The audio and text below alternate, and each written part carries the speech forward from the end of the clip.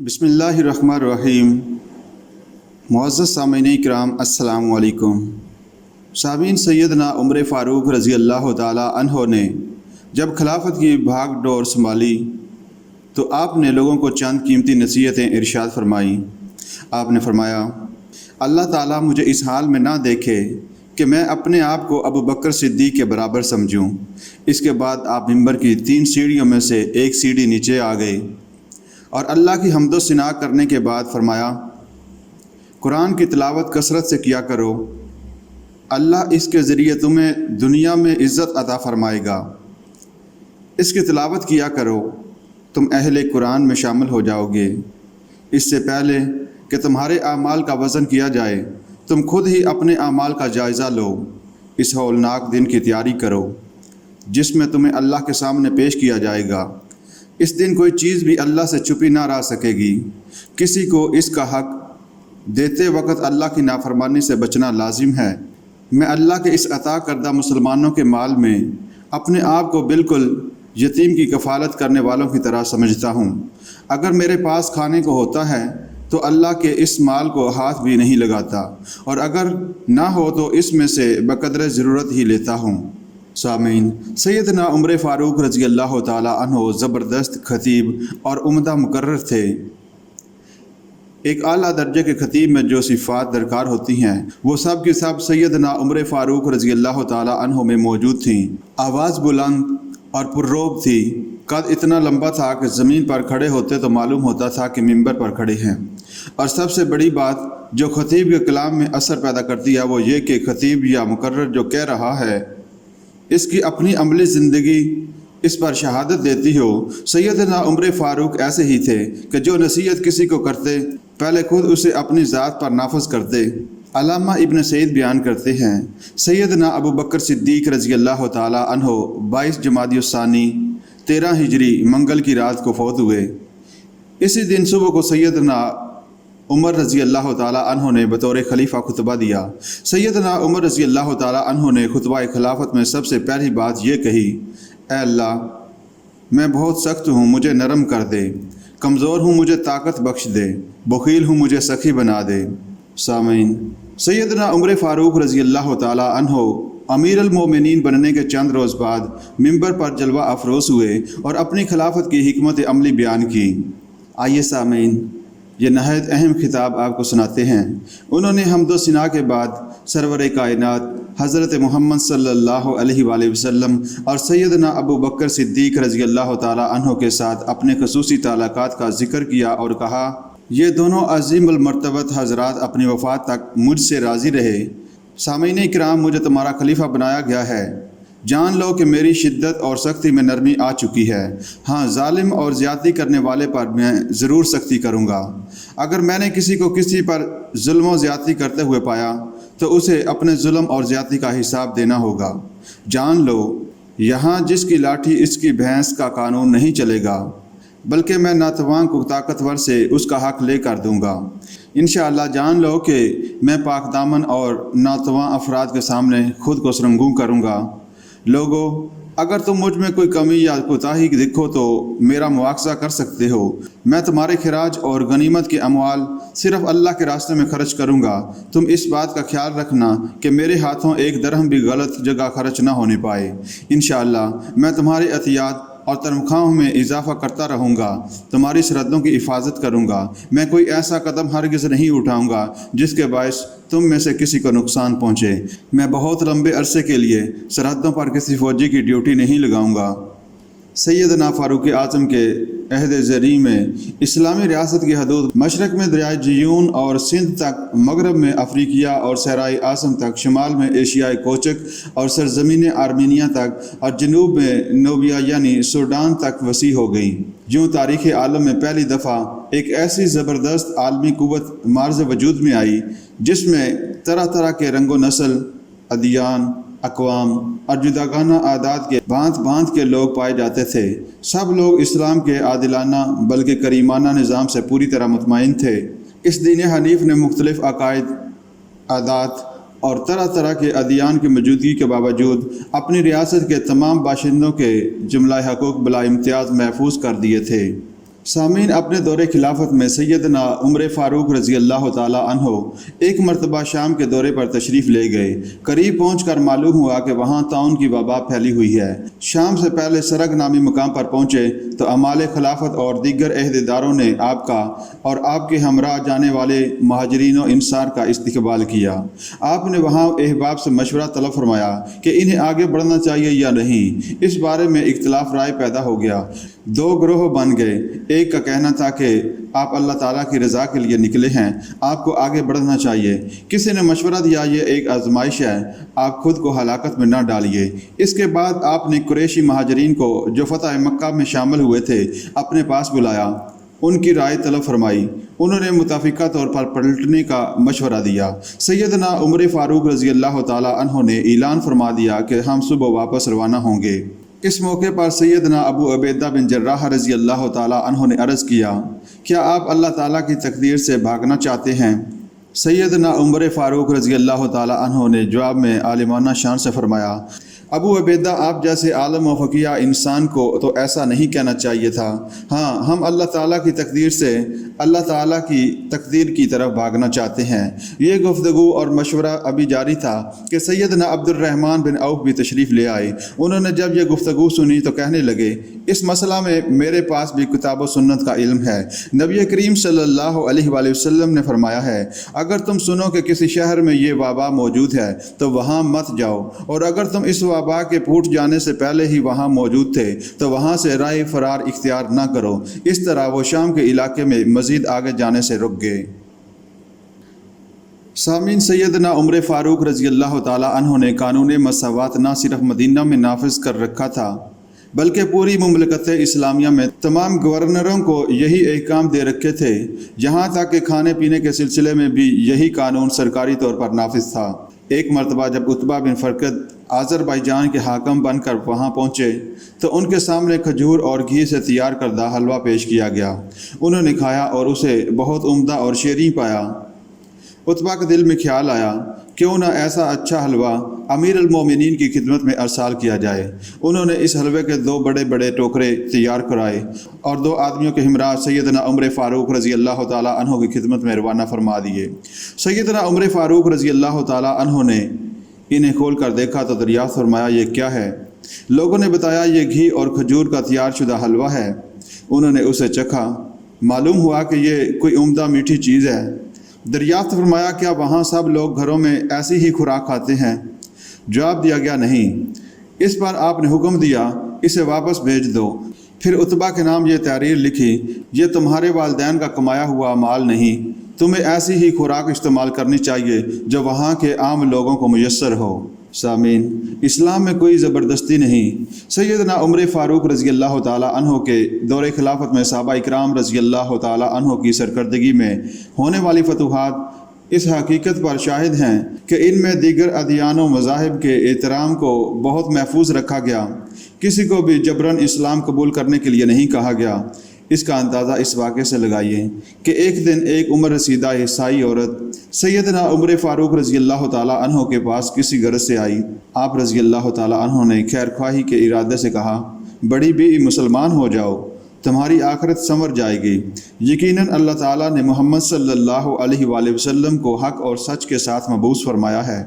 یہ سن کر اس نے کہا، میں ایک بوڑھی عورت ہوں اور موت کے قریب ہوں۔ سیدنا عمر رضی اللہ تعالیٰ عنہ نے اس کی ضرورت تو پوری کر دی، لیکن بعد ازاں دل میں خیال گزرا کہ اس عورت کو اس موقع پر اسلام کی دعوت دینا، جبکہ وہ اپنی کسی حاجت کے لیے خلیفہ وقت کے پاس آئی تھی، زبردستی کے زمرے میں تو نہیں آتی۔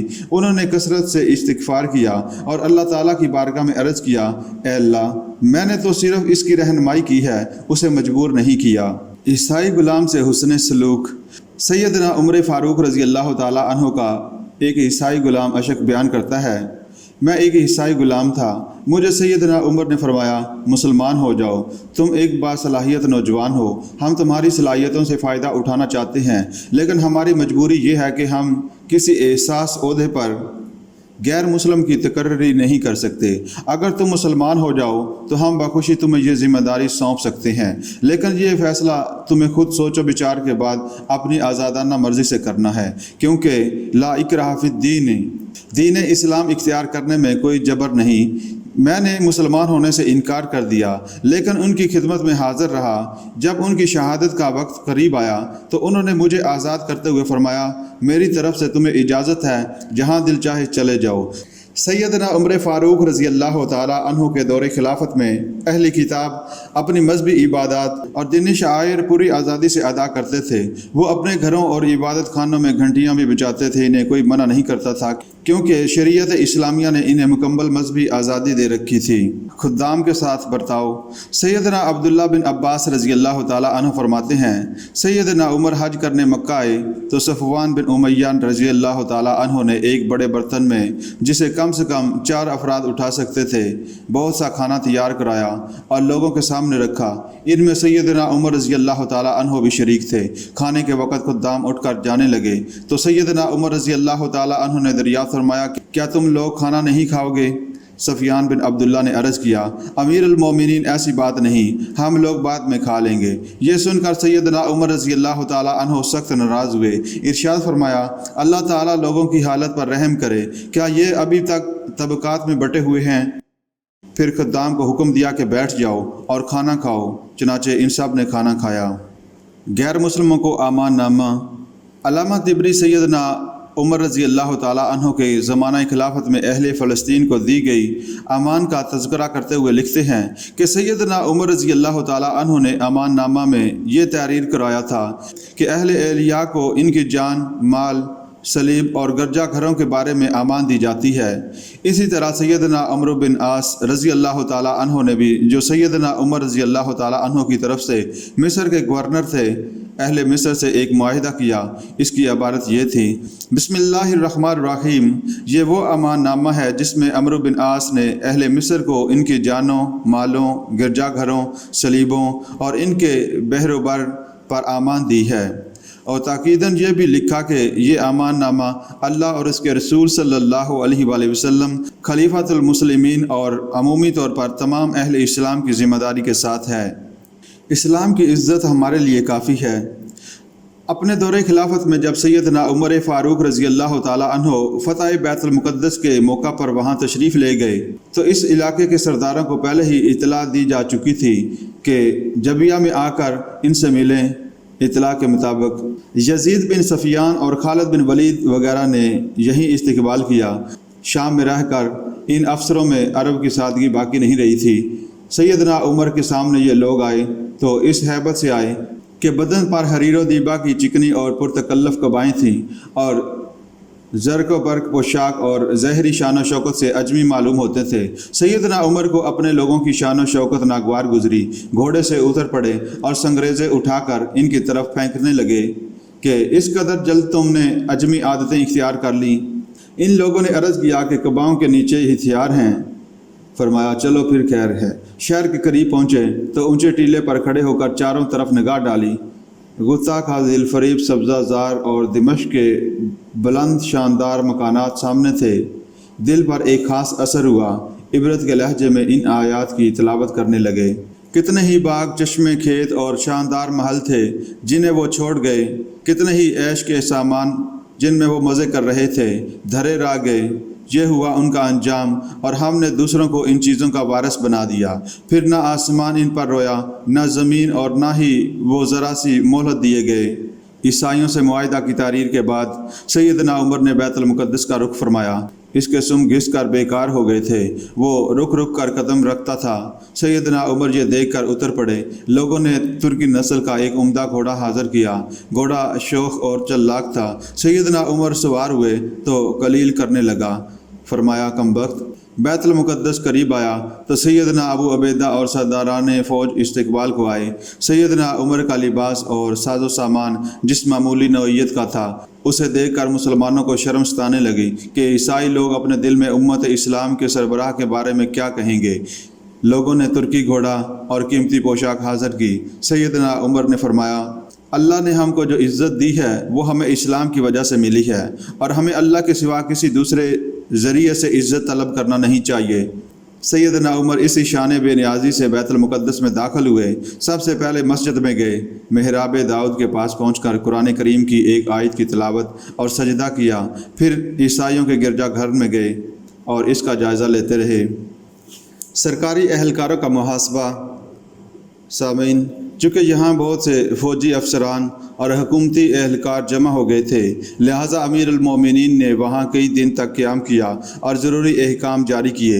ایک دن مؤذن رسول صلی اللہ علیہ وآلہ وسلم سیدنا بلال نے آ کر شکایت کی، امیر المومنین، ہمارے افسر پرندوں کا گوشت اور عمدہ آٹے کی روٹیاں کھاتے ہیں، لیکن عام مسلمانوں کو اس سے کم تر معیار کا کھانا بمشکل میسر ہوتا ہے۔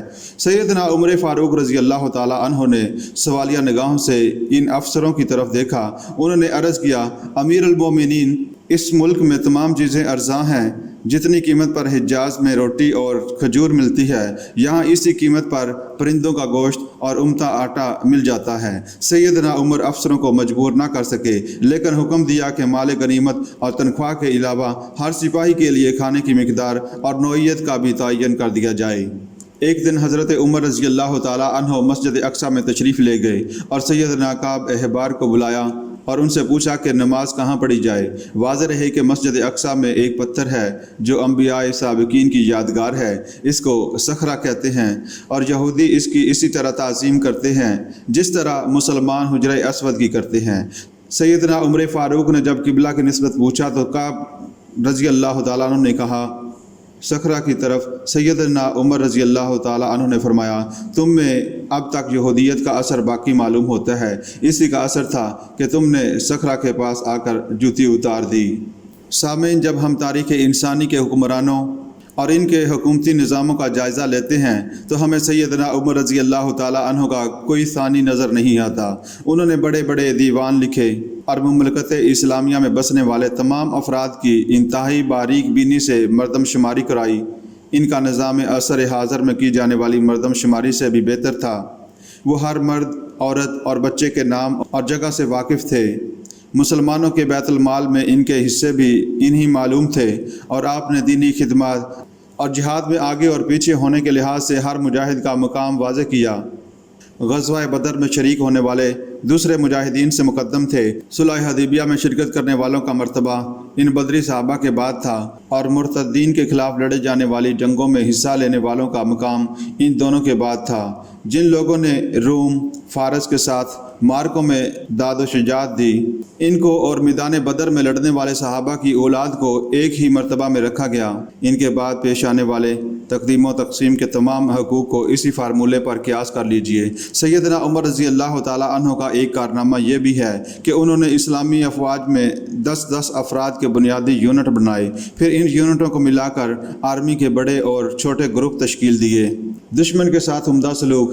سیدنا عبداللہ بن عمر رضی اللہ تعالیٰ عنہ بیان کرتے ہیں کہ خلافت فاروقی میں ایک دفعہ جب وہ خیبر میں اپنے اموال کی دیکھ بھال کے لیے گئے تو ان پر رات کی تاریکی میں حملہ کیا گیا اور ان کے ہاتھ پاؤں کے جوڑ اکھاڑ دیے گئے۔ یہی واقعہ خیبر کے یہودیوں کی جلا وطنی کا سبب بنا۔ جب خیبر والوں نے مجھ پر حملہ کیا تو سیدنا عمر رضی اللہ تعالیٰ عنہ نے خطبہ ارشاد فرمایا، بلا شبہ اللہ کے رسول صلی اللہ علیہ وآلہ وسلم نے خیبر کے یہودیوں سے معاہدہ فرمایا تھا کہ ان کے مال محفوظ رہیں گے، اور فرمایا تھا نُقِرُّکُم مَا أَقَرَّکُمُ اللَّهُ، ہم تمہیں اس وقت تک برقرار رکھیں گے جب تک اللہ چاہے۔ ہمارا ایک آدمی اپنے مال کی خبر گیری کے لیے خیبر جاتا ہے تو اس پر رات کی تاریکی میں حملہ کیا جاتا ہے اور اس کے ہاتھ پاؤں اکھاڑ دیے جاتے ہیں۔ یہود کے علاوہ ہمارا وہاں کوئی دشمن نہیں، ہمارا شک انہی پر ہے۔ میں نے ان سب کو جلا وطن کرنے کا فیصلہ کر لیا ہے۔ جب سیدنا عمر رضی اللہ تعالیٰ عنہ نے پختہ عزم کر لیا تو بنو حقیق کا ایک یہودی سردار آیا اور کہنے لگا، امیر المومنین، کیا آپ ہمیں ایسی سرزمین سے بے دخل کرنا چاہتے ہیں جہاں ہمیں محمد صلی اللہ علیہ وآلہ وسلم نے برقرار رکھا؟ خیبر کے اموال پر ہم سے صلح فرمائی اور شرائط عائد کی۔ سیدنا عمر فاروق رضی اللہ تعالیٰ عنہ نے فرمایا، کیا تمہارا یہ خیال ہے کہ میں نبی صلی اللہ علیہ وآلہ وسلم کا وہ ارشاد بھول چکا ہوں جس میں آپ صلی اللہ علیہ وآلہ وسلم نے فرمایا، وہ وقت یاد کر جب تجھے خیبر سے نکال دیا جائے گا اور تیری اونٹنی تجھے لے کر کئی راتیں بھاگتی رہے گی۔ اس نے کہا، امیر المومنین، یہ تو ابو القاسم نے محض ایک مذاق کیا تھا۔ سیدنا عمر رضی اللہ تعالیٰ عنہ نے فرمایا، اللہ کے دشمن تو جھوٹ بولتا ہے۔ پھر آپ نے ان سب کو جلا وطن کر دیا۔ سیدنا عمر رضی اللہ تعالیٰ عنہ نے ان کے پھل، اموال، اونٹ، سامان جو پالان یا رسیوں وغیرہ کی شکل میں تھا، سب قیمت ادا فرما دی اور کوئی بھی چیز بلا قیمت اپنی تحویل میں لینے سے گریز فرمایا۔ سیدنا عمر رضی اللہ تعالیٰ عنہ نے بہت سے کبار صحابہ اکرام رضی اللہ تعالیٰ عنہ کو اپنے پاس مدینہ میں روک رکھا تھا۔ بعض صحابہ کو انہوں نے لشکروں کی قیادت اور مختلف علاقوں کی گورنری سونپ رکھی تھی، لیکن دیگر صحابہ اکرام پر مدینہ ہی میں رہنے کی پابندی اس لیے عائد فرمائی تھی تاکہ ضرورت کے وقت ان سے مشورہ حاصل کیا جا سکے اور پیش آمدہ مسائل میں ان کی رائے کا احترام کرتے ہوئے اس پر عمل کیا جا سکے۔ سامعین، سیدنا عمر فاروق رضی اللہ تعالیٰ عنہ کا گزر ایک دفعہ ایک ایسے شخص پر ہوا جو یہ دعا مانگ رہا تھا، الہی مجھ کو فتنوں سے بچانا۔ فرمایا، میاں سوچ سمجھ کر دعا مانگو کہ اللہ تم کو مال اور اولاد سے مرحوم رکھے۔ قرآن مجید میں اللہ تعالیٰ نے مال اور اولاد کو فتنہ کہا ہے۔ ارشاد باری تعالیٰ ہے، انما الاعمالکم واولادکم فتنۃ۔ سامعین، سید ابو بکر صدیق رضی اللہ تعالیٰ عنہ کے بعد جب سیدنا عمر رضی اللہ تعالیٰ عنہ خلیفۃ المسلمین مقرر ہوئے تو کچھ مدت تک انہوں نے بیت المال سے کچھ بھی نہ لیا، یہاں تک کہ فاقوں کی نوبت آ گئی۔ وہ خلافت کے معاملات اور امت کی خدمت میں اس قدر مصروف ہو گئے کہ اپنی گزر بسر کے لیے ذاتی تجارت کی مہلت ہی نہیں ملی۔ انہوں نے صحابہ اکرام رضی اللہ تعالیٰ عنہ کو جمع فرمایا، اس سلسلہ میں مشورہ طلب کرتے ہوئے فرمایا، میں نے خود کو رعایا کے معاملات و مسائل کے لیے وقف کر رکھا ہے، اب بتائیے کہ مجھے آپ حضرات کی طرف سے گزر بسر کرنے کے لیے بیت المال سے کس قدر معاوضہ لینے کی اجازت ہے؟ حضرت عثمان رضی اللہ تعالیٰ عنہ نے فرمایا، آپ خود کھا سکتے ہیں اور اپنے گھر والوں کو بھی کھلا سکتے ہیں۔ سعید بن زید بن عمرو بن نوفیل نے بھی یہی مشورہ دیا۔ سیدنا عمر رضی اللہ تعالیٰ عنہ نے سیدنا علی رضی اللہ تعالیٰ عنہ سے مشورہ طلب فرمایا تو انہوں نے کہا، آپ دوپہر اور شام کا کھانا کھا سکتے ہیں۔ تو سیدنا عمر رضی اللہ تعالیٰ عنہ نے یہ مشورہ قبول فرما لیا۔ بعد ازاں سیدنا عمر رضی اللہ تعالیٰ عنہ نے ارشاد فرمایا، اے لوگو، میں نے اپنے لیے اللہ تعالیٰ کے مال سے صرف اس قدر روا رکھا ہے جتنا ایک یتیم کا نگران یتیم کے مال سے اپنے لیے روا رکھتا ہے۔ اگر میں کچھ مالدار ہو گیا تو بیت المال سے خرچہ لینا چھوڑ دوں گا، اگر حاجت مند رہا تو ضرورت کے مطابق لوں گا۔ ایک دن سیدنا عمر فاروق رضی اللہ تعالیٰ عنہ خطبہ ارشاد فرما رہے تھے۔ وہ اس وقت خلیفہ تھے، سیرت کی کتابوں میں ہے، اور ان کا حال یہ تھا کہ ان کے تہہ بند میں 12 پیوند لگے ہوئے تھے۔ سن ہجری کا آغاز۔ سامعین، اسلامی ماہ و سال اور تاریخ کی ابتدا ہجرت مدینہ سے ہوئی۔ یہ ایسی ترقی تھی جس کی اسلامی تہذیب میں بڑی عظیم و شان اور منفرد اہمیت ہے۔ سب سے پہلے جس ہستی نے سن ہجری کا آغاز کیا وہ سیدنا عمر فاروق رضی اللہ تعالیٰ عنہ تھے۔ سن ہجری کی ابتدا کے بارے میں مختلف روایات وارد ہوئی ہیں۔ میمون بن مہران فرماتے ہیں، ایک دفعہ سیدنا عمر رضی اللہ تعالیٰ عنہ کے سامنے ایک اقرار نامہ پیش کیا گیا جو شعبان میں طے پایا تھا۔ سیدنا عمر رضی اللہ تعالیٰ عنہ نے دریافت فرمایا، کون سا شعبان، جو گزر گیا یا آئندہ آنے والا ہے یا جو اس وقت گزر رہا ہے؟ پھر انہوں نے صحابہ اکرام رضی اللہ تعالیٰ عنہ کو جمع کیا اور فرمایا، لوگوں کے لیے کوئی ایسی علامت مقرر کرو جسے سب جانتے پہچانتے ہوں۔ ایک صحابی نے مشورہ دیا، ہمیں رومیوں کی تقویم کے مطابق چلنا چاہیے کیونکہ وہ دنیا کے ایک بڑے حصے میں رائج ہے، لیکن اس رائے کو یہ کہہ کر رد کر دیا گیا کہ ان کی تقویم بہت پرانی ہے، ذوالقرنین سے شروع ہوتی ہے۔ ایک صحابی نے مشورہ دیا، کیوں نہ ہم اہل فارس کا طریقہ استعمال کر لیں؟ یہ سن کر سب نے کہا، ان لوگوں میں آنے والا ہر بادشاہ پہلے بادشاہ کی تقویم ختم کر دیتا ہے۔ ساری بحث کے بعد یہ فیصلہ ہوا کہ دیکھا جائے کہ نبی صلی اللہ علیہ وآلہ وسلم مدینہ طیبہ میں کتنی دیر رہے۔ جب شمار کیا گیا تو 10 سال بنے۔ اسلامی تقویم کی ابتدا ہجرت نبوی صلی اللہ علیہ وآلہ وسلم سے کی گئی۔ ایک اور روایت کے مطابق عثمان بن عبداللہ سیدنا سعید بن مسیب کے حوالے سے بیان کرتے ہیں کہ ایک مرتبہ سیدنا عمر فاروق رضی اللہ تعالیٰ عنہ نے انصار اور مہاجرین کو جمع کیا اور دریافت فرمایا، ہم اپنی تقویم کی ابتدا کب سے کریں؟ سیدنا علی رضی اللہ تعالیٰ عنہ نے مشورہ دیا کہ جس وقت نبی صلی اللہ علیہ وآلہ وسلم شرک کی زمین سے نکل کر مدینہ تشریف لائے، اسی وقت سے ہماری تاریخ کا آغاز ہونا چاہیے۔ سیدنا عمر رضی اللہ تعالیٰ عنہ نے یہ مشورہ فوراً قبول فرما لیا۔ محاسبہ نفس کا ایک اور انداز۔ سیدنا عمر فاروق رضی اللہ تعالیٰ عنہ ایک دن کسی کام میں مصروف تھے کہ ایک آدمی آیا اور کہا، امیر المومنین میرے ساتھ چلیے اور میری مدد کیجیے، فلاں آدمی نے مجھ پر زیادتی کی ہے۔ سیدنا عمر رضی اللہ تعالیٰ عنہ اس وقت امور مملکت میں سے کسی انتہائی اہم کام میں مصروف تھے۔ آپ نے اسے سرزنش کرتے ہوئے فرمایا، جب عمر تمہارے لیے وقت نکالتا ہے تو اس وقت تم آتے نہیں، اور جب میں دیگر ضروری کاموں میں مصروف ہوتا ہوں تو آ جاتے ہو۔ وہ آدمی اپنے آپ کو ملامت کرتا ہوا واپس چلا گیا۔ تھوڑی دیر بعد سیدنا عمر فاروق رضی اللہ تعالیٰ عنہ کو احساس ہوا کہ میں نے اس کی داد رسی میں کوتاہی کی ہے۔ یہ خیال آتے ہی انہوں نے حکم دیا کہ اس آدمی کو واپس لایا جائے۔ جب وہ واپس آیا تو آپ نے اپنا درہ اس کی طرف پھینک دیا اور فرمایا، میں نے تمہاری بر وقت داد رسی نہ کر کے تم پر زیادتی کی ہے، تم مجھ سے اس زیادتی کا بدلہ لے سکتے ہو۔ وہ آدمی بولا، نہیں امیر المومنین، میں آپ کو اللہ تعالیٰ اور آپ کی رضا کے لیے معاف کرتا ہوں۔ سیدنا عمر رضی اللہ تعالیٰ عنہ نے فرمایا، اس طرح نہ کہو، یا تو صرف اللہ کی رضا کے لیے معاف کرو اور ثواب کے امیدوار ہو جاؤ اور مجھ سے قصاص لے لو۔ وہ یہ بات سمجھ گیا اور کہنے لگا، امیر المومنین، میں صرف اللہ تعالیٰ کی رضا کے لیے معاف کرتا ہوں۔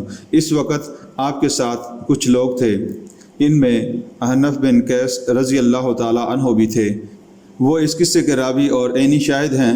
فرماتے ہیں، پھر سیدنا عمر رضی اللہ تعالیٰ عنہ نے نفل نماز پڑھنا شروع کی، 2 رکعتیں ادا کیں تو اپنے آپ سے مخاطب ہو کر کہنے لگے، ابن خطاب، تو کتنا گرا پڑا آدمی تھا، اللہ تعالیٰ نے تجھے بلندی عطا کی، تو گمراہ تھا، اللہ تعالیٰ نے تجھے ہدایت بخشی، تو ذلیل تھا، اللہ تعالیٰ نے تجھے عزت عطا فرمائی، تجھے لوگوں کا حاکم بنا دیا، تیرے پاس ایک آدمی ظلم کے انسداد میں مدد کا طلبگار ہوا، تو نے اس کی داد رسی کی بجائے اس کی سرزنش کر دی۔ کل جب تو اپنے رب کے حضور پیش ہوگا کیا جواب دے گا؟ سیدنا عمر رضی اللہ تعالیٰ عنہ اپنے آپ کو اسی طرح ڈانٹتے رہے، ملامت کرتے رہے۔ میں انہیں دیکھتا رہا حتیٰ کہ میرے دل میں خیال گزرا کہ آپ پوری کائنات میں سب سے اچھے انسان ہیں۔ سیدنا عمر رضی اللہ تعالیٰ عنہ خشیت الہی سے فرمایا کرتے تھے، اگر کوئی بکری کا بچہ فرات کے کنارے مر گیا تو اللہ قیامت کے دن عمر سے سوال کرے گا۔ سیدنا علی رضی اللہ تعالیٰ عنہ ارشاد فرماتے ہیں، میں نے ایک دن عمر رضی اللہ تعالیٰ عنہ کو اونٹ کی پشت پر پلان کی لکڑی پر بیٹھے تیزی سے جاتے دیکھا۔ میں نے کہا، امیر المومنین آپ کہاں جا رہے ہیں؟ کہا، صدقے کا اونٹ بھاگ گیا ہے، اسے تلاش کرنے جا رہا ہوں۔ میں نے کہا، آپ نے تو اپنے بعد آنے والے خلفاء کو مشکل اور مشقت میں ڈال دیا ہے۔ سیدنا عمر رضی اللہ تعالیٰ عنہ نے فرمایا، ابو الحسن، مجھے ملامت نہ کیجیے، اللہ کی قسم جس نے محمد صلی اللہ علیہ وآلہ وسلم کو نبوت کے ساتھ مبعوث فرمایا، اگر فرات کے کنارے سے بکری کا کوئی بچہ گم ہو گیا تو قیامت کے دن عمر سے اس کے بارے میں بھی سوال ہوگا۔ حدود حرم کا احترام۔ ابو سلامہ فرماتے ہیں کہ ایک دن میں سیدنا عمر فاروق رضی اللہ تعالیٰ عنہ کے پاس پہنچا، کیا دیکھتا ہوں کہ وہ حرم مکی کے اندر ان عورتوں اور مردوں کو سختی سے ڈانٹ کر الگ الگ کر رہے ہیں جو ایک ہی حوض پر جمع ہو کر وضو کر رہے تھے۔ انہوں نے ایک ذمہ دار آدمی کو آواز دی، وہ فوراً حاضر ہوا اور عرض کی، میں حاضر ہوں امیر المومنین، میں حاضر ہوں۔ سیدنا عمر رضی اللہ تعالیٰ عنہ نے غصے سے فرمایا، ایسے تکلفات چھوڑو، مجھے یہ بتاؤ، کیا میں نے تمہیں یہ حکم نہیں دیا تھا کہ عورتوں کے لیے الگ اور مردوں کے لیے الگ حوض بنواؤ؟ یہ کہہ کر وہ واپس آئے تو سیدنا علی رضی اللہ تعالیٰ عنہ سے ملاقات ہو گئی۔ فرمایا، علی، میں تو تباہ ہو گیا۔ سیدنا علی رضی اللہ تعالیٰ عنہ نے عرض کی، کیا ہوا؟ کیسی تباہی کی بات کر رہے ہیں؟ سیدنا عمر رضی اللہ تعالیٰ عنہ نے فرمایا، میں کچھ مردوں اور عورتوں کو حدود حرم میں ڈانٹ بیٹھا ہوں۔ سیدنا علی رضی اللہ تعالیٰ عنہ نے فرمایا، امیر المومنین، آپ ایک دائی ہیں، اگر آپ کی نیت اصلاح اور خیر خواہی کی تھی تو اللہ سبحانہ تعالیٰ آپ کو اس پر کوئی سزا نہیں دے گا، اور اگر آپ نے انہیں نیت میں کھوٹ کی وجہ سے ڈانٹا ہے تو تب آپ ظالم ہو سکتے ہیں۔ حسن بصری رحمۃ اللہ علیہ فرماتے ہیں، سیدنا عمر رضی اللہ تعالیٰ عنہ نے یہ آیت سنی، والذین یؤذون المؤمنون والمؤمنات، اور جو لوگ مومن مردوں اور مومن عورتوں کو تکلف دیتے ہیں، آیت کا سننا تھا کہ وہ پریشانی اور اضطراب کی حالت میں مدینہ کی گلیوں کے چکر کاٹنے لگے اور پھر سیدنا ابی بن کعب رضی اللہ تعالیٰ عنہ کے گھر تشریف لے گئے۔ وہ تکیہ لگائے بیٹھے تھے۔ انہوں نے وہ تکیہ سیدنا عمر رضی اللہ تعالیٰ عنہ کے سامنے پیش کر دیا اور کہا، امیر المومنین اس پر تشریف رکھیے۔ سیدنا عمر رضی اللہ تعالیٰ عنہ نے تکیے کو پیچھے ہٹا دیا اور زمین پر بیٹھ گئے۔ انہوں نے ابی بن کعب رضی اللہ تعالیٰ عنہ کو یہی آیت پڑھ کر سنائی اور فرمایا، مجھے ڈر لگ رہا ہے کہ کہیں اس آیت کا مصداق میں ہی نہ ہوں، کیونکہ میں نے مومنوں کو تکلیف پہنچائی ہے۔ حضرت ابی بن کعب رضی اللہ تعالیٰ عنہ نے عرض کیا، ایسا نہیں ہو سکتا، آپ نے تو صرف اپنی رعایا کی خیر خواہی اور بھلائی چاہی ہے۔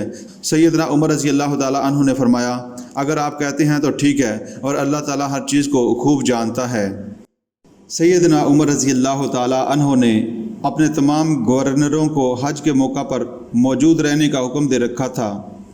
تمام گورنروں کی موجودگی میں وہ خطبہ ارشاد فرمایا کرتے، حاضرین کرام، میں نے یہ حکام تمہاری جانوں اور اموال پر ظلم کرنے کے لیے مقرر نہیں کیے، انہیں میں نے انصاف قائم کرنے اور مال غنیمت میں سے تمہارے حصے انصاف کے ساتھ تقسیم کرنے کے لیے بھیجا ہے۔ اگر کسی صوبے میں میرے عامل کی طرف سے کسی سے کوئی ناروا سلوک ہوا ہے تو وہ کھڑا ہو جائے۔ سامعین ذرا غور کیجئے، حج کا موقع، پوری سلطنت اسلامیہ سے حجاج کرام آئے ہوئے ہیں اور ان کے سامنے تمام گورنر کھلی کچہری میں حاضر ہیں۔ ایسے ہی ایک موقع پر مصر کا ایک شخص کھڑا ہوتا ہے اور عرض کرتا ہے، امیر المومنین، آپ کے بھیجے ہوئے گورنر عمرو بن عاص نے ناجائز طور پر مجھے 100 کوڑے مارے ہیں۔ سیدنا عمر فاروق رضی اللہ تعالیٰ عنہ نے گورنر سے فوراً جواب طلب کیا، تم نے اسے کیوں مارا؟ کوئی معقول وجہ بتاؤ یا قصاص دینے کے لیے تیار ہو جاؤ۔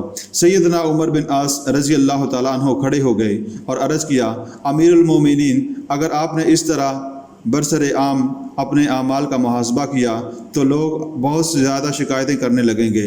اگر یہ سلسلہ چل نکلا تو ارکان حکومت میں بددلی پھیلنے کا اندیشہ ہے۔ سیدنا عمر رضی اللہ تعالیٰ عنہ نے فرمایا، یہ میرا ذاتی اجتہاد نہیں ہے، بلکہ خود رسول اللہ صلی اللہ علیہ وآلہ وسلم بھی قصاص دینے کے لیے تیار ہو جاتے تھے۔ سیدنا عمرو بن عاص رضی اللہ تعالیٰ عنہ نے عرض کیا، کچھ مہلت دیجیے، ہم متاثر آدمی کو راضی کر لیتے ہیں۔ سیدنا عمر رضی اللہ تعالیٰ عنہ نے اجازت دے دی۔ چنانچہ مضروب کو ہر کوڑے کے عوض 2 دینار کے حساب سے 200 دینار دینے پر راضی کر لیا گیا۔ اچھے اور برے حکمران کا فرق۔ سیدنا عمر رضی اللہ تعالیٰ عنہ کا معیار زندگی عام لوگوں جیسا تھا، وہ عام لوگوں جیسا ہی کھاتے تھے۔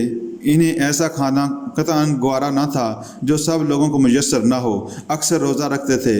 عامر عمادت کے ایام میں ان کے لیے تیل سے بنا ہوا عصرید لایا جاتا، وہ اسے بخوشی تناول فرماتے تھے۔ ایک دن کچھ اونٹ ذبح کیے گئے۔ لوگوں کو کھلانے سے پہلے گوشت کا ایک عمدہ حصہ جو کوہان اور جگر کے لمبے ٹکڑوں پر مشتمل تھا الگ کر لیا گیا۔ اسے سیدنا عمر رضی اللہ تعالیٰ عنہ کی خدمت میں پیش کیا گیا۔ آپ رضی اللہ تعالیٰ عنہ نے دریافت کیا، یہ ٹکڑے کہاں سے آئے؟ لوگوں نے عرض کیا، امیر المومنین، یہ ان اونٹوں سے لیے گئے ہیں جو آج ہم نے ذبح کیے تھے۔ آپ نے بڑا تعجب کیا اور فرمایا، اگر میں یہ عمدہ اور لذیذ گوشت کھا لوں جبکہ عام لوگ اس سے کم تر گوشت کھا رہے ہیں تو میں کتنا برا حکمران ہوں گا۔ پھر فرمایا، یہ برتن اٹھا لو اور میرے لیے کوئی اور سادہ کھانا لے کر آؤ۔ آپ کی خدمت میں روٹی اور زیتون کا تیل لایا گیا۔ سیدنا عمر رضی اللہ تعالیٰ عنہ اپنے ہاتھ سے روٹی کا ٹکڑا تیل میں بھگو کر کھانے لگے۔ ابو شعیب بیان فرماتے ہیں کہ ایک دفعہ سیدنا عمر رضی اللہ تعالیٰ عنہ کوڑے کرکٹ کے ایک ڈھیر کے پاس سے گزر رہے تو وہاں رک گئے۔ ان کے ساتھ چلنے والے بڑی اذیت محسوس کرنے لگے۔ اس پر سیدنا عمر رضی اللہ تعالیٰ عنہ نے فرمایا، یہ ہے وہ تمہاری دنیا جس کے پیچھے تم بھاگتے ہو، اس کے نہ ملنے پر روتے ہو۔ سیدنا عمر رضی اللہ تعالیٰ عنہ کو بیت اللہ کا طواف اس حالت میں کرتے دیکھا گیا کہ ان کے تہبند میں 12 پیبند تھے، ان میں سے ایک پیبند چمڑے کا تھا۔ جنگ قادسیہ کی فتح کے بعد سیدنا سعد بن ابی وقاص رضی اللہ تعالیٰ عنہ نے کسرا کا تاج، تلوار، پٹکا، قمیص، شلوار اور موزے سیدنا عمر رضی اللہ تعالیٰ عنہ کی خدمت میں مدینہ منورہ ارسال کر دیے۔ یہ فتح کوئی معمولی نہ تھی، اس سے اہل فارس کی کمر ٹوٹ گئی تھی۔ فرمایا، اس مال کو مسجد نبوی میں رکھوا دو اور انصار، مہاجرین، رات کو اس مال پر پہرا دیں۔ صبح ہوئی تو سیدنا عباس بن عبد المطلب اور سیدنا عبد الرحمن بن عوف کے ہمراہ مسجد میں تشریف لائے۔ وہاں کسرا کے زیر استعمال چیزوں کا ڈھیر لگا ہوا تھا۔ ان میں سونے اور چاندی کے زیورات، یاقوت، زبرجد اور چمکتے ہوئے موتی اور قیمتی لباس تھے جو نگاہوں کو کھیرا کر رہے تھے۔ اس ساز و سامان پر سیدنا عمر فاروق رضی اللہ تعالیٰ عنہ کی نگاہ پڑی تو رونے لگ گئے۔ لوگوں نے کہا، امیر المومنین، آج رونے کا دن تو نہیں، آج تو شکر ادا کرنے کا اور خوشی کا دن ہے۔ سیدنا عمر رضی اللہ تعالیٰ عنہ نے اللہ تعالیٰ کے حضور عرض کیا، اے اللہ، تو نے اپنے رسول صلی اللہ علیہ وآلہ وسلم کو یہ مال عطا نہیں دیا، نہ ابو بکر رضی اللہ تعالیٰ عنہ کے دور خلافت میں ایسا ہوا، حالانکہ وہ دونوں مجھ سے بہت زیادہ عزت دار اور تیرے محبوب تھے۔ اب تو نے یہ سب کچھ میرے عہد خلافت میں دے دیا ہے۔ اے اللہ، یہ مال و دولت دنیا ہمارے لیے کہیں کوئی آزمائش نہ ہو۔ یہ کہنے کے بعد سیدنا عمر رضی اللہ تعالیٰ عنہ زور و قطار رونے لگے۔ لوگ آپ کی گریازاری دیکھ کر آپ پر ترس کھانے لگے۔ جب سیدنا عمر رضی اللہ تعالیٰ عنہ کو قرار آیا تو لوگوں نے کہا، امیر المومنین، اس مال و دولت کو بیت المال میں جمع کر دینا چاہیے۔ سیدنا عمر رضی اللہ تعالیٰ عنہ نے اس تجویز سے اتفاق نہیں کیا اور فرمایا، جس قوم میں مال و دولت دنیا زیادہ ہو جاتا ہے، ان میں باہمی لڑائیاں اور خانہ جنگی شروع ہو جاتی ہے۔ انہوں نے عبد الرحمن رضی اللہ تعالیٰ عنہ کو حکم دیا، میں تمہیں قسم دے کر کہتا ہوں کہ شام ہونے سے پہلے پہلے ان تمام چیزوں کو بیچ کر اس کی قیمت حاجت مندوں میں تقسیم کر دو۔ سیدنا عمر فاروق رضی اللہ تعالیٰ عنہ نے نظر اٹھا کر لوگوں کی طرف دیکھا۔ ان میں سب سے قد آور اور بھاری سراقہ بن مالک تھے۔ آپ نے فرمایا، سراقہ کھڑے ہو جاؤ اور کسرا کے بازاروں کے کنگن پہن کر دکھاؤ۔ سراقہ نے وہ کنگن پہنے تو ان کے کندھوں تک جا پہنچے۔ بہت خوب، بہت خوب، بنو مدلج کے اعرابی کو دیکھو، میں نے آج کسرا کے کنگن اپنے بازوؤں میں پہن رکھے ہیں۔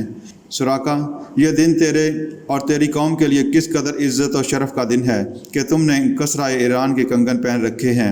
امام شافعی رحمۃ اللہ علیہ فرماتے ہیں، سیدنا عمر فاروق رضی اللہ تعالیٰ عنہ نے سراقہ کو یہ زیور اس لیے پہنائے تھے کیونکہ نبی کریم صلی اللہ علیہ وآلہ وسلم نے ایک موقع پر سراقہ کو اس بات کی خبر دی تھی اور فرمایا تھا، اے سراقہ، گویا کہ میں دیکھ رہا ہوں کہ تمہارے ہاتھوں میں کسرا ایران کے کنگن ہیں۔ اس طرح آپ صلی اللہ علیہ وآلہ وسلم کی پیش گوئی پوری ہو گئی۔ پھر سیدنا عمر رضی اللہ تعالیٰ عنہ نے سراقہ سے کہا، یہ کنگن اتار دو۔ انہوں نے اتار دیے۔ امیر المومنین کا لقب جب سیدنا ابو بکر رضی اللہ تعالیٰ عنہ انتقال کر گئے تو سیدنا عمر رضی اللہ تعالیٰ عنہ کے لقب کے بارے میں غور و فکر کیا گیا۔ سیدنا ابو بکر رضی اللہ تعالیٰ عنہ کو خلیفۃ الرسول صلی اللہ علیہ وآلہ وسلم کہا جاتا تھا۔ سیدنا عمر رضی اللہ تعالیٰ عنہ کے خلیفہ منتخب ہونے کے بعد مسلمانوں نے کہا، کیا آپ سیدنا عمر رضی اللہ تعالیٰ عنہ کو خلیفۃ الرسول صلی اللہ علیہ وآلہ وسلم کہا جائے گا؟ یہ لقب تو لمبا ہو جائے گا اور ہر آنے والے خلیفہ کے ساتھ طویل سے طویل تر ہوتا جائے گا، لہٰذا ہم سب کو باہمی مشورے سے کوئی ایسا لقب منتخب کر لینا چاہیے جو بعد میں بھی سب خلفاء پر لاگو ہو سکے۔ بعض صحابہ کرام رضی اللہ تعالیٰ عنہ نے مشورہ دیا کہ ہم سب اہل ایمان ہیں اور سیدنا عمر رضی اللہ تعالیٰ عنہ ہمارے امیر ہیں، لہٰذا سیدنا عمر رضی اللہ تعالیٰ عنہ کا لقب امیر المومنین ہونا چاہیے۔ چنانچہ یہی لقب رائج ہو گیا۔ تاریخ اسلامی میں وہ پہلے خلیفہ ہیں جنہیں یہ لقب دیا گیا۔ بیت المال کا شہد۔ سیدنا عمر فاروق رضی اللہ تعالیٰ عنہ ایک دفعہ بیمار ہوئے۔ اتباع نے بطور علاج شہد پینے کا مشورہ دیا۔ مفتوحہ علاقے سے آیا ہوا شہد بیت المال میں موجود تھا، مگر انہوں نے یہ شہد پینے سے انکار کر دیا۔ انہوں نے لوگوں کو جمع کیا اور منبر پر تشریف لائے اور لوگوں سے شہد پینے کی اجازت مانگی اور کہا، اگر تم لوگ مجھے شہد پینے کی اجازت دو تو ٹھیک ہے، ورنہ وہ میرے لیے ناجائز ہے۔ لوگ سیدنا عمر رضی اللہ تعالیٰ عنہ کی یہ بات سن کر انتہائی متاثر ہوئے اور ان کا زہد دیکھ کر ان پر رکت طیری ہو گئی اور آپس میں کہنے لگے، امیر المومنین، آپ کی خوبی اللہ تعالیٰ ہی کی طرف سے ہے، آپ نے تو اپنے بعد آنے والوں کے لیے بہت کڑا معیار قائم کر دیا ہے۔ چنانچہ سب لوگوں نے ان کو شہد پینے کی اجازت دے دی اور اس کے بعد انہوں نے شہد استعمال کیا۔ رایا کے سامنے جواب دہی۔ ایک دن سیدنا عمر رضی اللہ تعالیٰ عنہ اپنے خطبہ میں یہ کلمات ارشاد فرما رہے تھے، ایھا الناس اسمعوا واطیعوا، اے لوگو، ولی امر کی بات سنو اور اس کی اطاعت کرو۔ اسی دوران ایک آدمی کھڑا ہو گیا اور سیدنا عمر رضی اللہ تعالیٰ عنہ کی بات کاٹتے ہوئے بولا، امیر المومنین، کوئی سمع و اطاعت نہیں ہوگی۔ سیدنا عمر رضی اللہ تعالیٰ عنہ نے نرمی سے پوچھا، اے اللہ کے بندے کیوں؟ اس نے کہا، اموال غنیمت میں سے ہم سب کے حصے میں تن ڈھانپنے کو صرف ایک چادر آئی۔ اس چادر سے کرتا تیار نہیں ہو سکتا تھا، لیکن آپ کے حصے میں آنے والی چادر سے آپ کی قمیض کیسے تیار ہو گئی؟ سیدنا عمر رضی اللہ تعالیٰ عنہ نے فرمایا، بس یہیں رک جاؤ، اس بات کا جواب میں نہیں کوئی اور دے گا۔ پھر اپنے بیٹے کو آواز دی تو عبداللہ بن عمر رضی اللہ تعالیٰ عنہ آگے آ گئے۔ انہوں نے وضاحت کی کہ ایک چادر سے میرے والد محترم کی قمیض مکمل نہ ہو سکی، اس لیے میں نے اپنے حصے کی چادر اپنے والد ماجد کو دے دی تاکہ ان کی قمیض مکمل ہو جائے۔ یہ وضاحت سن کر صحابہ اکرام رضی اللہ تعالیٰ عنہ مطمئن ہو گئے، اور اس سوال کرنے والے نے وضاحت سن کر بڑے احترام اور عاجزی سے عرض کیا، امیر المومنین، اب آپ جو کچھ حکم دیں گے ہم سمع و اطاعت کے لیے تیار ہیں۔ ایک دفعہ سیدنا عمر رضی اللہ تعالیٰ عنہ کے پاس کچھ چادریں اور کھانے پینے کا سامان آیا۔ سیدنا عمر رضی اللہ تعالیٰ عنہ نے حکم دیا کہ سب تقسیم کر دیا جائے، پھر فرمایا، اے اللہ، تو خوب جانتا ہے کہ میں ان لوگوں کا رازق نہیں ہوں، نہ خود کو ان پر ترجیح دیتا ہوں۔ میں تو صرف اپنا کھانا لے کر ان سب لوگوں کے ساتھ شریک ہو جاتا ہوں۔ مجھے ڈر ہے کہیں تو اس کھانے کو آگ بنا کر عمر کے پیٹ میں نہ ڈال دے۔ میدان فرماتے ہیں، پھر میں نے دیکھا کہ سیدنا عمر رضی اللہ تعالیٰ عنہ نے اپنے ذاتی مال سے ایک پیالہ بنوایا، پھر وہ اس میں اپنے ذاتی مال سے بنا ہوا کھانا منگواتے اور اسے اپنے اور سب لوگوں کے سامنے کھانے کے لیے رکھ دیتے۔ امیر المومنین سیدنا عمر رضی اللہ تعالیٰ عنہ کی یہی خواہش رہتی تھی کہ وہ سب لوگوں کے ساتھ مل کر کھانا کھائیں، کیونکہ اس میں بہت سے معاشرتی فوائد مضمر تھے۔ وہ قطعاً نہیں چاہتے تھے کہ بیت المال یا مسلمانوں کی کمائی سے تیار کھانا کھائیں، وہ صرف اپنے ہی خالص مال سے تیار شدہ کھانا منگواتے تھے اور سب کے ساتھ مل کر کھاتے تھے۔ سیدنا عمر فاروق رضی اللہ تعالیٰ عنہ بعض اوقات آگ جلاتے اور خود کو اس کے قریب لے جاتے اور پھر خود کلامی کے انداز میں فرماتے، خطاب کے بیٹے، کیا تو اس آگ کے جلانے پر صبر کر سکتا ہے؟ سیدنا عمر رضی اللہ تعالیٰ عنہ کے ذرعی اقوال، تم صرف کسی کی نماز روزہ کو دیکھ کر اسے پارسا مت سمجھو، بلکہ یہ دیکھو کہ بات کرتا ہے تو سچ بولتا ہے کہ نہیں، جب اسے امین بنایا جائے تو امانت کا خیال رکھتا ہے یا نہیں، اور گناہ کو تقوی اور پرہیزگاری کی وجہ سے چھوڑتا ہے یا نہیں۔ دنیا و آخرت کے عمل کے بارے میں سیدنا عمر فاروق رضی اللہ تعالیٰ عنہ کا فرمان ہے، تم میں سے بہتر وہ نہیں جو آخرت کے لیے عمل کرے اور دنیا کو ترک کر دے، یا دنیا کے لیے محنت کرے اور آخرت کو بھلا دے، بلکہ تم میں سب سے اچھا وہ ہے جو دنیا سے بھی فائدہ اٹھائے اور آخرت کے لیے بھی تگودو کرے۔ دنیا میں ضرورت سے زیادہ دلچسپی نقصان دہ ہے، محض اس کے حصول میں کوئی حرج نہیں۔ ایک مرتبہ سیدنا عمر فاروق رضی اللہ تعالیٰ عنہ نے فرمایا، حقیقی متوکل وہ ہے جو دانہ زمین میں ڈالتا ہے اور پھر اللہ پر بھروسہ کرتا ہے۔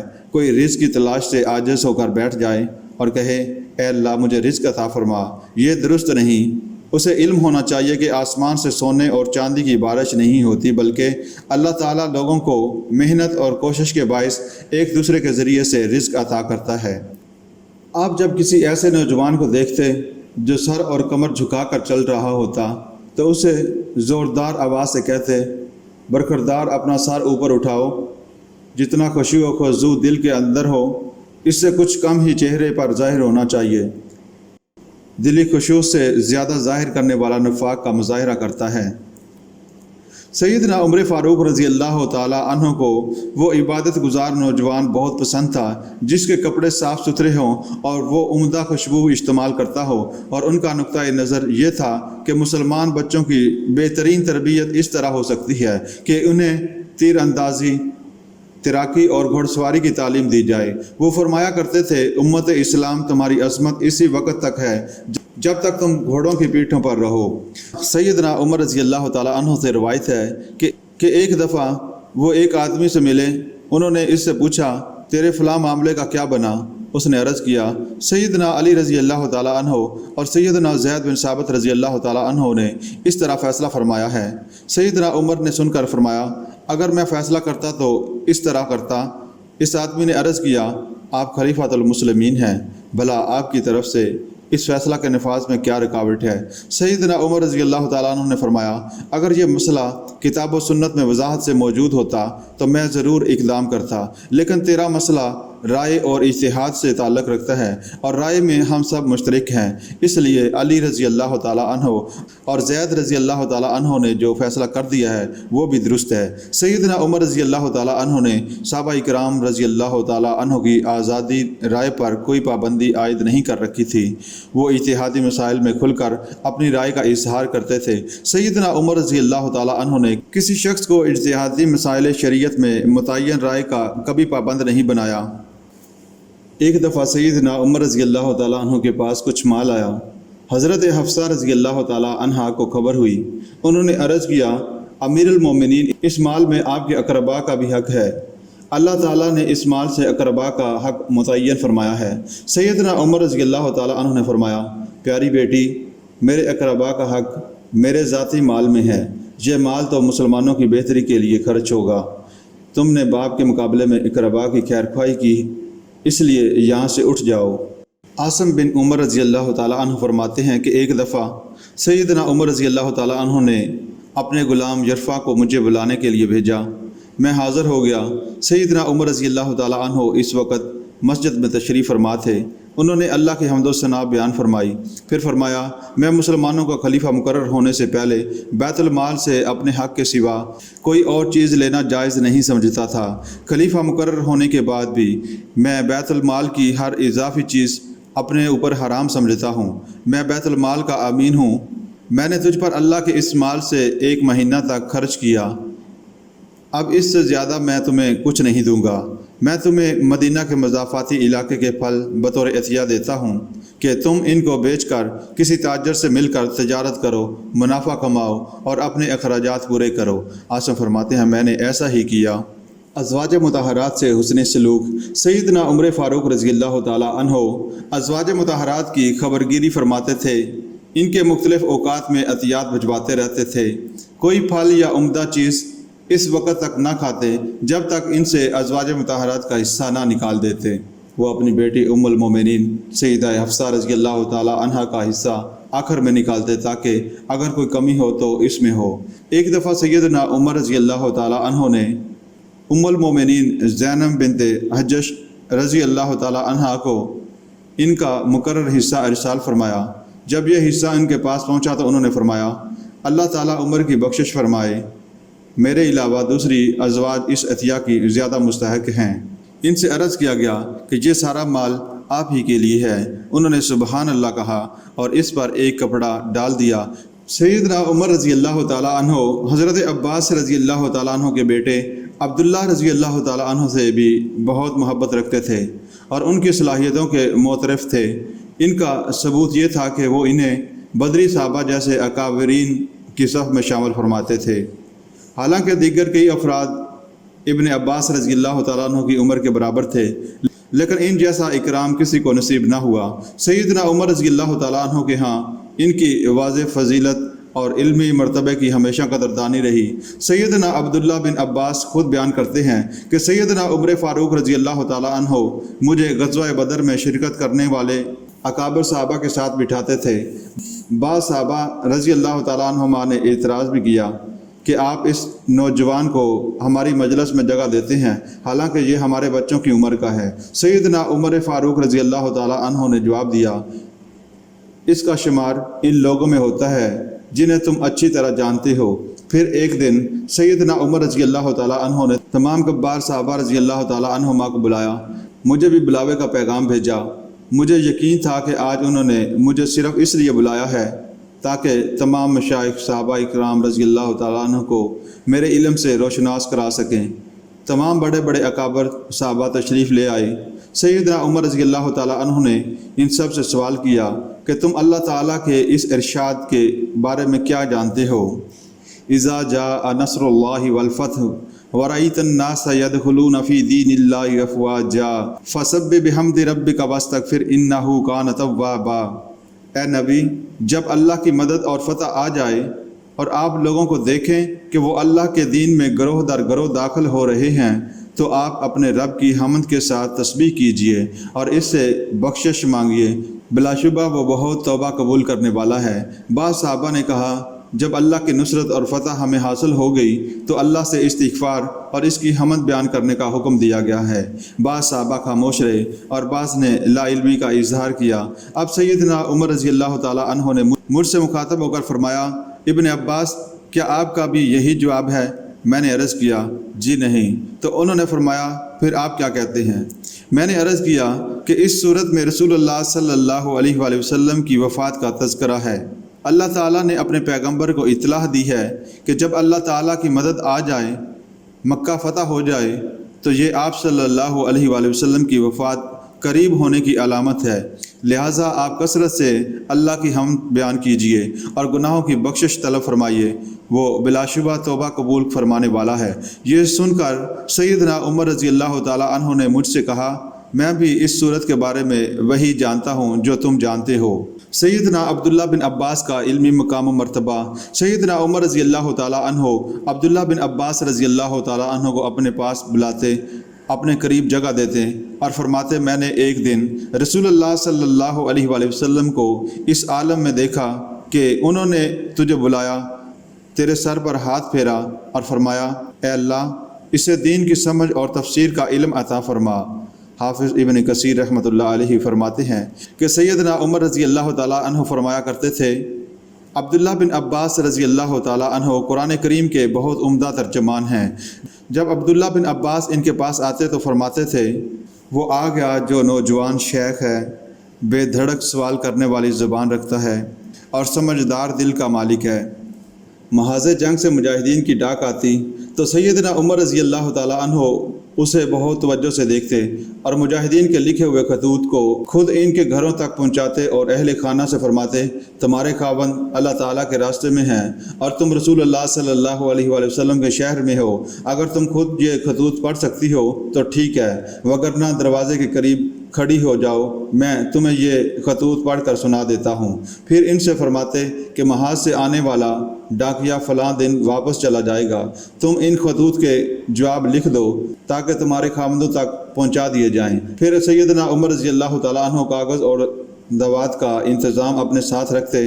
جو خواتین لکھنا نہیں جانتی تھیں ان سے فرماتے، یہ کاغذ اور ادوات موجود ہے، تم دروازے کے قریب ہو جاؤ اور لکھواؤ، میں ابھی تمہارے خطوط لکھ دیتا ہوں۔ اس طرح اپنے عہد کا سب سے بڑا فرمانروا ان تمام گھروں سے خطوط حاصل کر کے ان کے شوہروں کے پاس محاذ جنگ پر ارسال کر دیتا تھا۔ سیدنا عمر فاروق رضی اللہ تعالیٰ عنہ کے دور میں مجاہدین کو باقاعدہ وظیفہ ملتا تھا۔ سیدہ خنسا بنت عمرو کے 4 بیٹے جنگ قادسیہ میں شہید ہو گئے۔ سیدنا عمر رضی اللہ تعالیٰ عنہ کو خبر ہوئی تو حکم دیا کہ ان 4 کا وظیفہ ان کی والدہ سیدہ خنسا کو دیا جائے اور ان کی وفات تک اسے جاری رکھا جائے۔ سیدہ خنسا اپنے ہر بیٹے کی طرف سے 200 درہم ماہانہ حاصل کرتی رہیں، یہاں تک کہ وہ اس دار فانی سے رخصت ہو گئیں۔ رسول اللہ صلی اللہ علیہ وآلہ وسلم کا خواب۔ رسول اللہ صلی اللہ علیہ وآلہ وسلم نے اپنے ایک خواب کی تعبیر بیان کرتے ہوئے فرمایا، خواب میں میرے سامنے کچھ لوگ لائے گئے جنہوں نے قمیض پہن رکھی تھی، کسی کی قمیض سینے تک تھی، کسی کی اس سے بھی کم تھی۔ سیدنا عمر فاروق رضی اللہ تعالیٰ عنہ کی قمیض اتنی لمبی تھی کہ آپ اسے گھسیٹتے ہوئے آ رہے تھے۔ صحابہ نے پوچھا، اللہ کے رسول صلی اللہ علیہ وآلہ وسلم آپ اس کی کیا تعبیر فرماتے ہیں؟ آپ صلی اللہ علیہ وآلہ وسلم نے فرمایا، قمیض سے مراد دین ہے، یعنی دینداری نے عمر کو سر سے پاؤں تک بلکہ اس سے بھی نیچے تک ڈھانپ رکھا ہے۔ دین نے انہیں اس طرح مزین کر رکھا ہے کہ ان سے صرف خوبصورتی ہی جھلکتی ہے اور دین پر عمل کرتے وقت انہیں کسی مخالفت کی پرواہ نہیں ہوتی۔ سیدنا عمر فاروق رضی اللہ تعالیٰ عنہ کے ہاں آدمی کو جانچنے کا معیار۔ ایک دفعہ ایک شخص سیدنا عمر فاروق رضی اللہ تعالیٰ عنہ کے پاس کسی کی گواہی دینے آیا۔ آپ نے پوچھا کہ کیا یہ آدمی قابل اعتماد ہے؟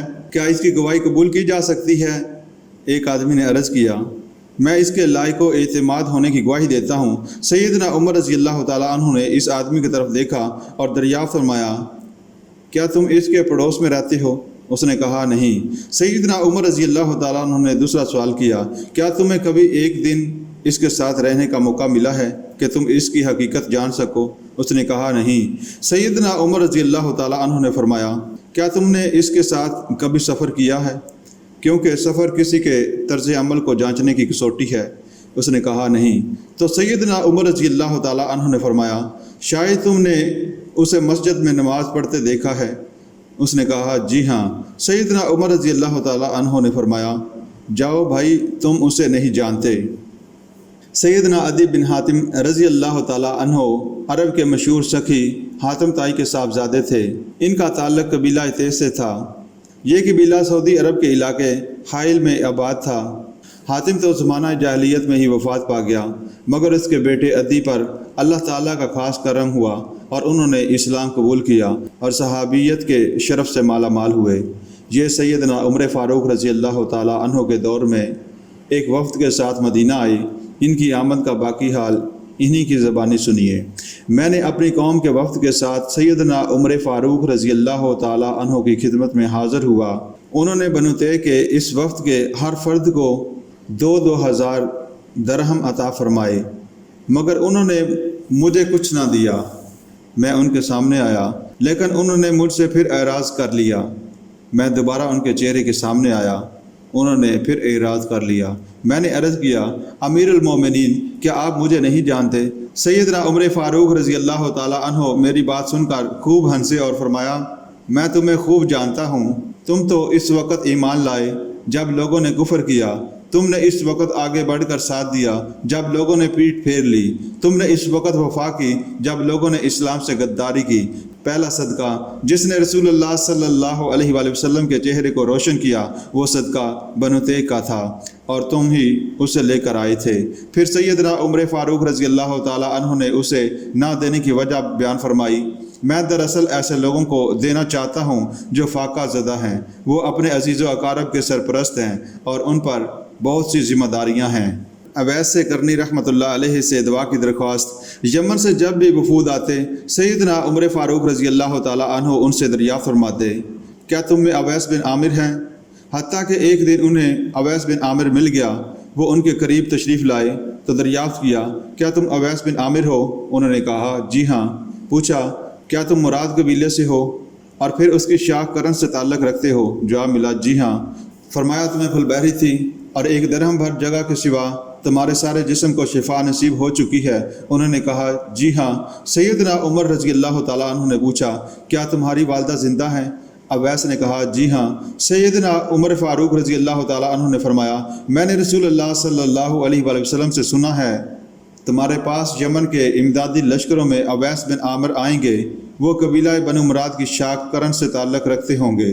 انہیں پھل بحری رہی ہوگی لیکن ان سوائے ایک درہم بھر جگہ کے شفا ہو چکی ہوگی۔ ان کی والدہ زندہ ہوں گی۔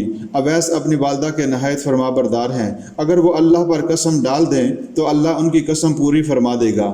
اے عمر اگر ممکن ہو سکے تو ان سے مغفرت کی دعا ضرور کروانا۔ سیدنا عمر رضی اللہ تعالیٰ عنہ نے ان سے کہا آپ میرے لیے مغفرت کی دعا کریں۔ حضرت اویس رحمۃ اللہ علیہ نے سیدنا عمر فاروق رضی اللہ تعالیٰ عنہ کے لیے مغفرت کی دعا فرمائی۔ سیدنا عمر فاروق رضی اللہ تعالیٰ عنہ نے پوچھا آپ کہاں جا رہے ہیں؟ حضرت اویس رحمۃ اللہ علیہ نے عرض کیا میں کوفہ جا رہا ہوں۔ سیدنا عمر رضی اللہ تعالیٰ عنہ نے فرمایا کیا میں وہاں کے گورنر کو خط لکھ دوں کہ وہ آپ کے ساتھ حسن سلوک کرے؟ اویس نے عرض کیا مجھے عوام الناس کے ساتھ گھل مل کر رہنا زیادہ محبوب ہے۔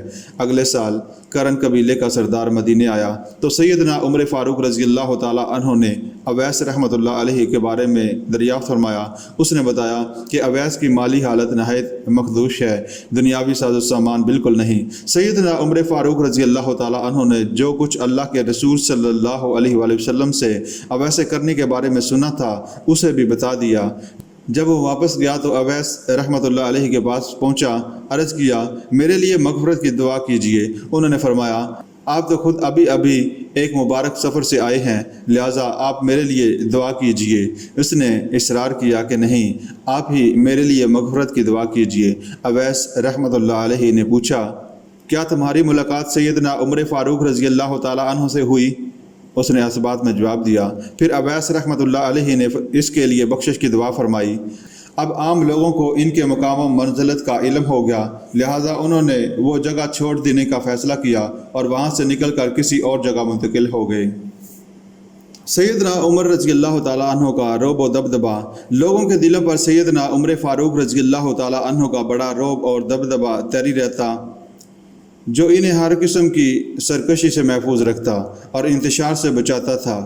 اس کی سب سے بڑی دلیل خالد بن ولید رضی اللہ تعالیٰ عنہ کی معزولی تھی۔ عین اسی وقت جب کہ وہ اپنی شہرت کے عروج پر تھے، انہیں ہر لڑائی میں فتح حاصل کرنے کے لیے تجربات حاصل ہو چکے تھے۔ لوگ انہیں عظیم قائد سمجھتے تھے اور انتہائی پسندیدگی کی نگاہ سے دیکھتے تھے، حتیٰ کہ نوبت یہ ہو گئی لوگ جنگ میں کامیابی کے لیے ان کی قیادت کو ضروری خیال کرنے لگے۔ انہوں نے سیدنا عمر فاروق رضی اللہ تعالیٰ عنہ کا حکم پاتے ہی سر تسلیم خم کر دیا، حالانکہ یہ بڑا نازک وقت تھا اور اس وقت لوگوں کو منصب سلاری پر خالد بن ولید رضی اللہ تعالیٰ عنہ کی اشد ضرورت تھی۔ خالد بن ولید رضی اللہ تعالیٰ عنہ کو سیدنا عمر فاروق رضی اللہ تعالیٰ عنہ کی طرف سے معزولی کا حکم نامہ عین اس وقت موصول ہوا جب مجاہدین اسلام جنگ یرموک کے لیے رومیوں کے سامنے صف آرا ہو رہے تھے۔ اس موقع پر ابو عبیدہ بن جراح رضی اللہ تعالیٰ عنہ نئے سپہ سالار مقرر کیے گئے۔ حکم نامہ پاتے ہی خالد بن ولید رضی اللہ تعالیٰ عنہ نے فرمایا، امیر المومنین کا حکم نامہ سر آنکھوں پر۔ اس وقت جب ایک فوجی نے توجہ دلائی کہ اس معزولی سے فتنہ بھی کھڑا ہو سکتا ہے، یہ سن کر خالد رضی اللہ تعالیٰ عنہ نے فرمایا، جب تک سیدنا عمر فاروق رضی اللہ تعالیٰ عنہ زندہ ہیں کوئی فتنہ سر نہیں اٹھا سکتا۔ سیدنا عمر رضی اللہ تعالیٰ عنہ کی خود احتسابی۔ ایک دفعہ سیدنا عمر فاروق رضی اللہ تعالیٰ عنہ نے خطبہ ارشاد فرمایا، سامعین کرام، تم میں سے کوئی مجھ میں کوئی غلط کام دیکھے تو مجھے سیدھا کر دے۔ ایک آدمی کھڑا ہو گیا اور کہنے لگا، اللہ کی قسم، اگر ہم آپ میں کوئی غلط کام دیکھیں گے تو اسے تلوار سے سیدھا کر دیں گے۔ سیدنا عمر رضی اللہ تعالیٰ عنہ نے فرمایا، تمام تعریفیں اللہ کے لیے ہیں جس نے اس امت میں ایسا فرد بھی پیدا فرمایا جسے یہ جرت حاصل ہے کہ وہ عمر کے غلط کام کو اپنی تلوار سے درست کر دے۔ ایک مرتبہ سیدنا عمر رضی اللہ تعالیٰ عنہ حجرہ اسود کے پاس آئے، اسے بوسہ دیا اور فرمایا، بلا شبہ مجھے یقین ہے کہ تو محض ایک پتھر ہے، کسی کو نقصان دے سکتا ہے نہ نفع۔ اگر میں نے نبی صلی اللہ علیہ وآلہ وسلم کو تجھے بوسہ دیتے نہ دیکھا ہوتا تو تجھے کبھی بوسہ نہ دیتا۔ نماز جمعہ کا اہتمام۔ جو شخص نماز جمعہ میں دیر سے آتا تھا، سیدنا عمر فاروق رضی اللہ تعالیٰ عنہ اس کی گوشمالی فرماتے تھے۔ سالم بن عبداللہ اپنے والد عبداللہ بن عمر رضی اللہ تعالیٰ عنہ سے بیان کرتے ہیں کہ ایک دفعہ عمر بن خطاب رضی اللہ تعالیٰ عنہ خطبہ دے رہے تھے۔ دوران خطبہ ایک مہاجر صحابی رسول اللہ صلی اللہ علیہ وآلہ وسلم جو سابقین اولین میں سے تھے مسجد میں داخل ہوئے۔ سیدنا عمر فاروق رضی اللہ تعالیٰ عنہ نے ان سے اسی وقت پوچھا، یہ کوئی آنے کا وقت ہے؟ انہوں نے عرض کیا، میں ایک کام میں انتہائی مشغول تھا، اذان ہو گئی تو میں گھر بھی نہ جا سکا، صرف وضو کیا اور مسجد میں آ گیا۔ اس پر سیدنا عمر فاروق رضی اللہ تعالیٰ عنہ نے پوچھا، کیا صرف وضو ہی کیا ہے؟ حالانکہ تمہیں علم ہے کہ رسول اللہ صلی اللہ علیہ وآلہ وسلم جمعہ کے دن غسل کا حکم دیتے تھے۔ رسول اللہ صلی اللہ علیہ وآلہ وسلم کا خواب۔ ایک موقع پر رسول اللہ صلی اللہ علیہ وآلہ وسلم نے اپنا خواب بیان کرتے ہوئے فرمایا، میرے پاس ایک دودھ کا پیالہ لایا گیا، میں نے خوب جی بھر کر پیا، میں نے اتنا سیر ہو گیا کہ مجھے محسوس ہونے لگا کہ اس کی تراوٹ میرے ناخنوں سے باہر آ جائے گی۔ باقی دودھ میں نے عمر بن خطاب کو دے دیا۔ صحابہ نے پوچھا، یا رسول اللہ صلی اللہ علیہ وآلہ وسلم، آپ نے اس کی کیا تعبیر فرمائی؟ آپ صلی اللہ علیہ وآلہ وسلم نے فرمایا، علم۔ مسجد رسول اللہ صلی اللہ علیہ وآلہ وسلم کا احترام۔ سیدنا عمر رضی اللہ تعالیٰ عنہ مساجد میں شور و غل سے منع فرماتے تھے۔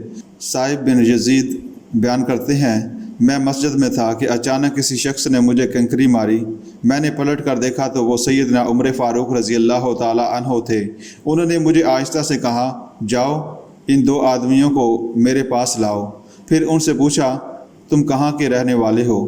انہوں نے جواب دیا، ہم طائف کے رہنے والے ہیں۔ سیدنا عمر فاروق رضی اللہ تعالیٰ عنہ نے فرمایا، اگر تم مدینہ کے باشندے ہوتے تو میں تم دونوں کو سزا دیتا، تم رسول اللہ صلی اللہ علیہ وآلہ وسلم کی مسجد میں آواز بلند کرتے ہو۔ رسول اللہ صلی اللہ علیہ وآلہ وسلم کے احکامات کا احترام۔ سیدنا عمر رضی اللہ تعالیٰ عنہ نبی کریم صلی اللہ علیہ وآلہ وسلم کے ارشادات کا انتہائی ادب کرتے تھے۔ حضرت عبداللہ بن عمر رضی اللہ تعالیٰ عنہ فرماتے ہیں، نبی صلی اللہ علیہ وآلہ وسلم نے ارشاد فرمایا، جب تم میں سے کسی کی بیوی مسجد جانے کی اجازت طلب کرے تو وہ اسے نہ روکے۔ سیدنا عمر رضی اللہ تعالیٰ عنہ کی بیوی مسجد میں نماز ادا کرتی تھی۔ سیدنا عمر رضی اللہ تعالیٰ عنہ نے فرمایا، تو جانتی ہے کہ میں کیا چاہتا ہوں؟ بیوی نے عرض کیا، اللہ کی قسم میں اس وقت تک مسجد جانے سے نہ رکوں گی جب تک آپ منع نہ کر دیں۔ جب سیدنا عمر فاروق رضی اللہ تعالیٰ عنہ کی شہادت کا واقعہ پیش آیا تو وہ اس وقت مسجد میں ہی تھیں۔ سیدنا عمر فاروق رضی اللہ تعالیٰ عنہ ان شخصیات میں سے تھے جو تہجد کی نماز بڑی باقاعدگی سے ادا کرتے تھے، مگر بشری تقاضوں سے اگر کبھی تہجد کی نماز نہ پڑھ سکتے تو اس کی قضا دن کے وقت کر لیا کرتے تھے۔ سیدنا عمر فاروق رضی اللہ تعالیٰ عنہ اس سے رسول اللہ صلی اللہ علیہ وآلہ وسلم کا یہ فرمان مروی ہے، جس شخص کا رات کا وظیفہ، نفلی نماز وغیرہ یا اس کا کچھ حصہ رہ جائے وہ اسے فجر اور ظہر کے درمیان مکمل کر لے تو اس کا اجر و ثواب اسی طرح اس کے نامہ اعمال میں لکھ دیا جاتا ہے جیسے اس نے وہ نفل نماز رات کو ہی ادا کی ہو۔